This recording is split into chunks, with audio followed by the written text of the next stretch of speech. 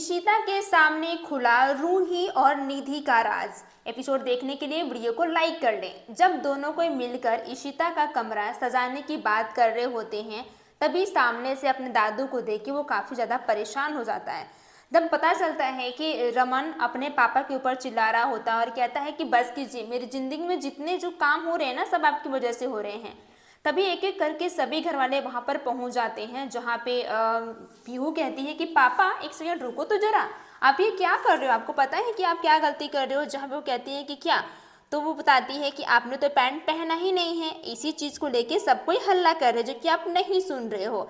तभी सभी के चेहरे पे स्माइल आती है। अचानक से वहाँ पे आ जाती है रूही और कहती है कि कुछ बोलती नहीं है, डर जाती है कि अगर मैं ये चीज़ सबको बता दूंगी तो बहुत बड़ा प्रॉब्लम हो सकता है। जहाँ पे वो अपने दादू से पूछती है कि प्लीज़ आप बताइएगा ये रूम नंबर कौन सा है, तो वो पेपर नीचे गिर जाता है। तो रूही अपने दादू को प्रणाम करने के लिए नीचे झुक कर उनका आशीर्वाद लेती है, लेकिन किसी को यह नहीं बताती कि मैं रूही हूँ। जैसे ही रूही वो बेल बजाती है, सामने से इशिता दरवाज़ा खोलती है तो कहती है कि आप तो गोपी नहीं हो, फिर आप हो कौन और आप यहाँ पे क्या कर रही हैं। जहाँ पे इशिता कहती है कि शायद मैंने आपको कहीं देखा है, तो वो कहती है अदरवाइज मुझे किसी से बात नहीं करनी है, मुझे ये चीज़ करना है कि मुझे रूम शेयरिंग के लिए मिलेगा, पर उन्होंने तो कहा था कि यहाँ पे रूम खाली है, इसलिए मुझे इसी बिल्डिंग में रूम लेना है। इशिता कहती है कोइंसिडेंस ना, शायद मैंने तुम्हें कहीं देखा है। तो वो कहती है कि धत तेरी के, मैं भी किसी पागल हूँ ना। तो वो कहती है कि नहीं, एक्चुअली तुम्हारा नाम क्या है। इस बात पे जब वो पूछती है तो अचानक से उसके मुंह से निकल जाता है रूही। तो फिर वो परेशान हो जाते हैं, जहाँ पे वो कहती है कि कोई दिक्कत नहीं है, तुम यहाँ पे आके रह सकती हो अगर तुम्हें कोई प्रॉब्लम नहीं है तो।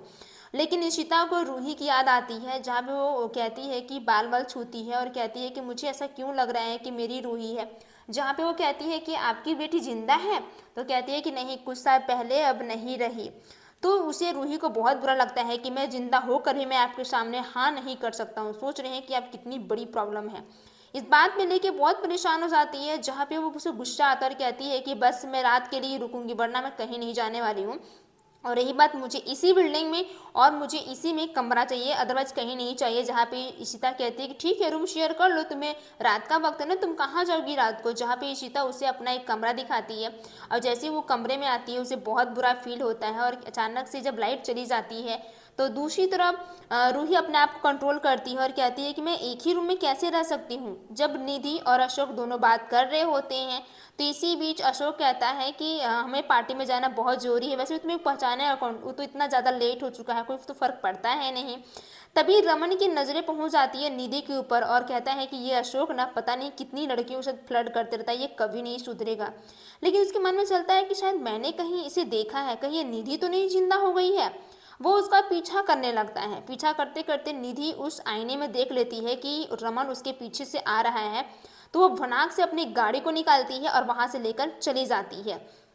तो अशोक को लगता है कि आखिर निधि अचानक से यहाँ से क्यों चली गई। फिर वहाँ पे रमन आता है और अशोक से पूछता है कि ये निधि थी ना, तुम बताना सच सच तुम क्या कर रहे हो। तो जहाँ पे वो कहता है कि इशिता बल्ला अगर वापस आ सकती है, मरे हुए लोग वापस आ सकते हैं, तो तुम्हें सबको ऐसी ही दिखती है।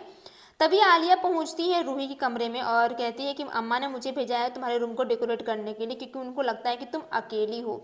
तो वो भी कहती है कि शायद मैंने आपको कहीं देखा है। तो वो कहती है नहीं, मैं इस शहर में नई आई हूँ, मुझे इसके बारे में नहीं पता है और शायद ऐसा कुछ हो भी सकता है, मुझे एनी में मुझे नहीं पता इसके बारे में क्या है। तो अचानक से लाइट चली जाती है तो वो डर जाती है और कहती है अम्मा रूही के कमरे में लाइट चली गई है, सो अभी मैं आती हूँ, देख के इलेक्ट्रिशियन की कोई है तो बना देगा।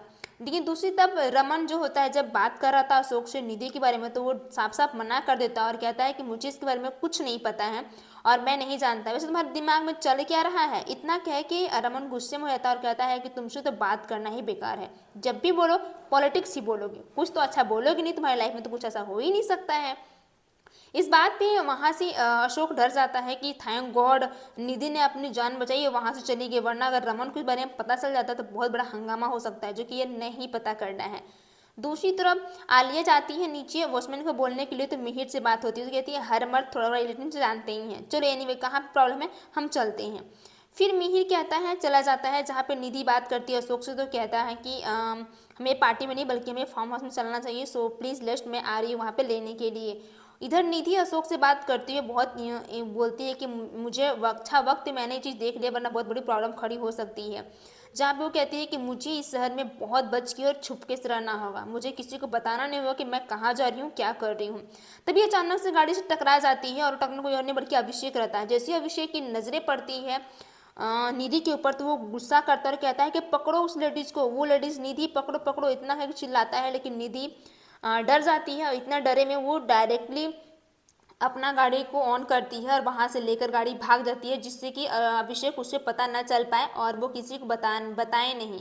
तो वहीं दूसरी तरफ जब इशिता उसको खाना खिला रही होती है रूही को, तो उसे माँ के जैसा फील एहसास होता है। तभी अचानक उसका दरवाज़ा खुल जाता है और जैसे ही वो देखती है अभिषेक कहता है कि इशिता निधि जिंदा है। इस बात पे रूही सुन लेती है, तो क्या होगा, रूही सब बता देगी निधि को। फुल एपिसोड जियो प्लस हॉटस्टार या फिर स्टार प्लस से अवेलेबल है, आप वहाँ पे देख सकते हैं।